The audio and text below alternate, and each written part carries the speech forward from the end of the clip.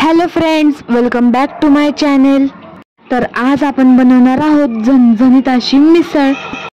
कढई गरम झाली की त्यामध्ये आपण 4 पळ्या तेल टाकून घेणार आहोत।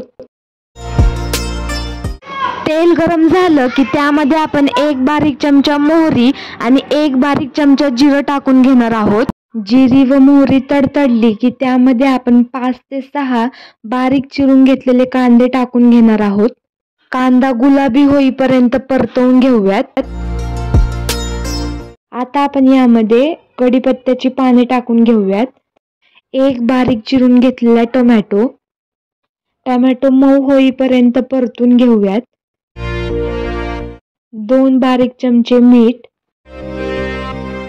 1 मोठा चमचा आलं लसूण पेस्ट, अर्धा छोटा चमचा हळद आणि इथे मी 4 छोटे चमचे लाल तिखट घेतले आहे। तुमच्या घरी लहान मुले खाणारे असतील तर तुम्ही कमी लाल तिखट सुद्धा टाकू शकता। यानंतर मी 1 मोठा चमचा मटन मसाला टाकून घेतलेला आहे।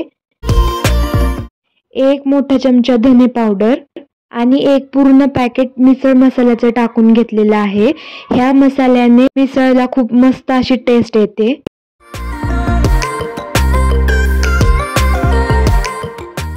सर्व मसाले छानपैकी परतवून झाले की त्यामध्ये आपण स्वच्छ धुवून घेतलेली आणि मोड आलेली मटकी टाकून घेतलेली आहे। हा मसाला थोडासा ड्राय झाला आहे, त्यामुळे आपण यामध्ये 1 वाटी गरम पाणी टाकून घेणार आहोत आणि मटकी शिजण्यासाठी ठेवणार आहोत।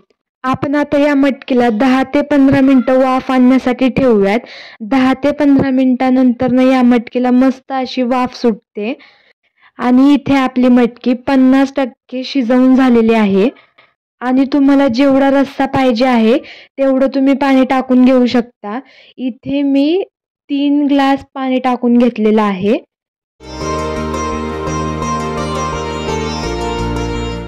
मिसळला मस्तपैकी उकळी आली की त्यामध्ये आपण बारीक चिरून घेतलेली कोथिंबीर टाकून घेऊयात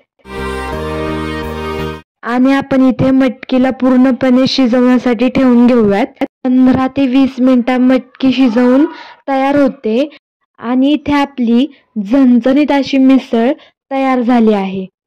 तुम्ही देखील अशा प्रकारे मिसळ नक्की ट्राय करा आणि कशी झाली हे कमेंट बॉक्समध्ये नक्की सांगा।